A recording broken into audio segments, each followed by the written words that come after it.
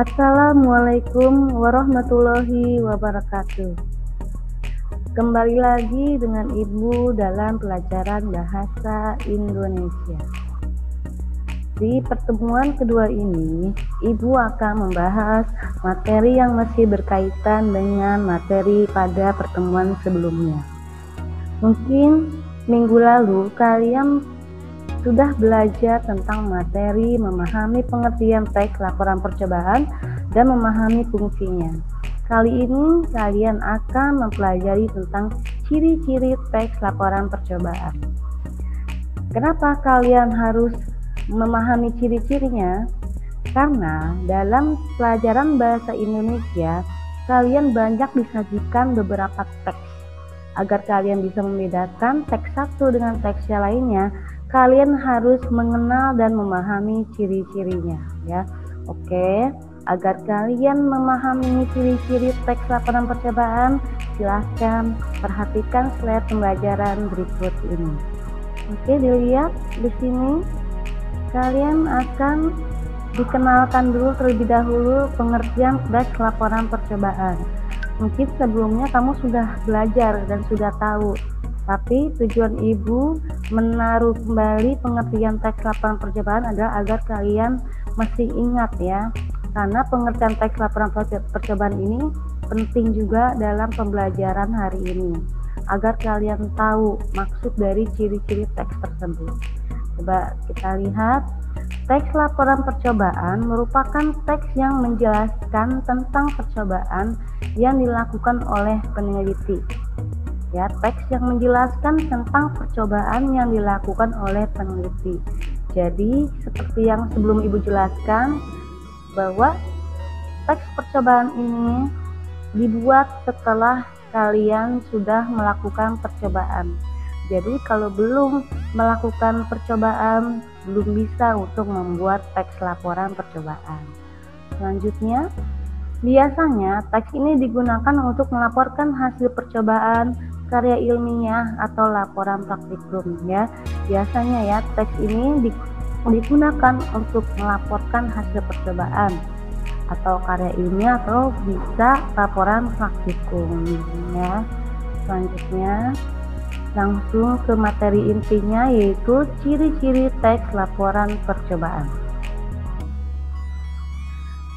Ciri-ciri teks laporan percobaan apa saja sih? Coba kita lihat di slide selanjutnya. Pertama, ada objektif. Menyampaikan informasi atau data sesuai dengan keadaan yang sesungguhnya. Jadi, dalam membuat teks laporan itu harus menyampaikan sesuai dengan keadaan yang sesungguhnya. Tidak boleh subjektif, tidak boleh fiktif. Jadi benar-benar nyata dan apa adanya. Misalnya, kalau kalian disuruh membuat tape singkong misalnya. Tape singkong itu bahan dasarnya adalah singkong. Singkong akan bisa menjadi tape apabila menggunakan ragi. Kalau misalkan dalam teks laporan percobaan tidak disertakan raginya, maka dikatakan teks tersebut bukan teks objektif, ya. Jadi tidak bisa kalau singkong tanpa ragi menjadi tape, seperti itu contohnya. Atau bahkan misalnya hasil tapenya manis, ya, atau asam, itu harus disampaikan dalam teks laporan tersebut. Jangan hasil sebenarnya itu adalah asam rasanya, tapi kamu membuat laporannya manis, itu tidak boleh. Harus sesuai dengan keadaan yang sesungguhnya. Yang kedua, berupa fakta. Teks yang disampaikan dalam teks laporan percobaan benar-benar sudah dilakukan, dan penyampaian kalimat pun harus berupa fakta.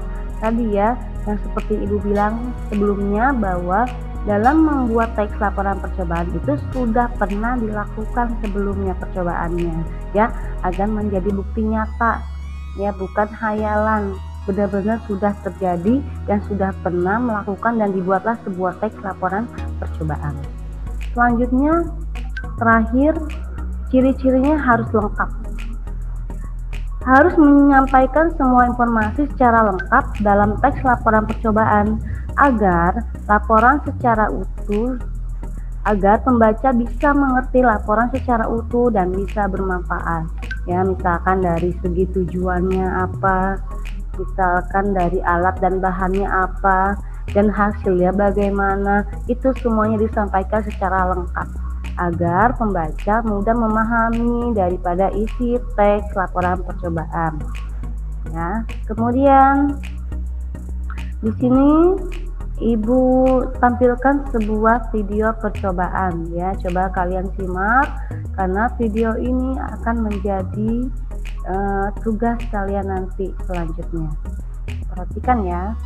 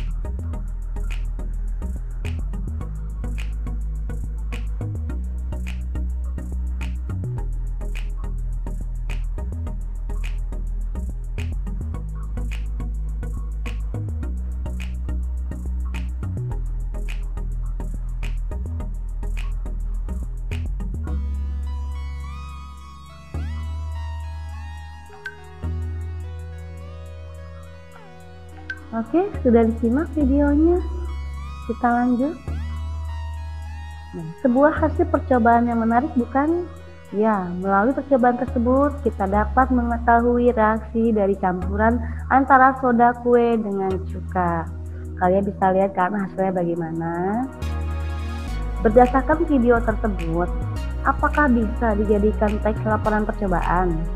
Apakah teks tersebut memenuhi ciri-ciri teks laporan percobaan? Coba, agar tahu jawabannya, kerjakan tugas kelompok sesuai ketentuan berikut. Ketentuannya yang pertama, bentuklah sebuah kelompok dengan masing-masing beranggotakan 2-3 orang. Jadi minimal 2, maksimal 3, tidak boleh kurang, tidak boleh lebih ya. Kemudian simaklah video berjudul eksperimen cuka dan soda kue yang disajikan tadi dengan saksama. Jadi kamu lihat lagi videonya, kamu simak dengan baik ya, informasi apa saja di dalamnya. Kemudian tulislah pertanyaan dan jawaban pada slide berikut di buku tulis bahasa Indonesia masing-masing anggota dengan menuliskan nama-nama kelompok dan kelas. Meskipun tugas kelompok tetap mengerjakannya di buku kalian masing-masing. Kalian diskusikan via WA masing-masing, kemudian hasilnya disamakan antara satu kelompok, nah, dan tetap dikerjakan di buku masing-masing. Sertakan nama-namanya, nama kelompoknya siapa saja dan kelasnya. Kemudian foto hasil tugasnya, kemudian kirim via link Google Form. Seperti biasa, Ibu nanti sertakan link Google Form-nya di grup WA ya. Selanjutnya, batas pengumpulan sampai waktu pembelajaran bahasa Indonesia berakhir. Selanjutnya, pertanyaannya, nah, yang ditulis pertanyaannya ya. Yang pertama, 1. Apakah tujuan dilakukannya percobaan tersebut? Kedua, bahan-bahan apa sajakah yang digunakan dalam percobaan tersebut? 3. Alat-alat apa sajakah yang digunakan dalam percobaan tersebut? 4. Apa saja langkah-langkah percobaan tersebut? 5. Bagaimana hasil percobaan tersebut? Nah, 5 jawaban ini kalian simak lagi di video yang tadi Ibu tampilkan ya. Kalau kalian tidak menyimaknya, tidak bisa menjawab 5 pertanyaan ini dengan baik. Oke, terima kasih. Oke, sekian dari Ibu. Jika ada pertanyaan terkait tentang materi yang belum dipahami oleh kalian, silahkan tanyakan di WhatsApp grup ya. Sekian dari Ibu. Wassalamualaikum warahmatullahi wabarakatuh.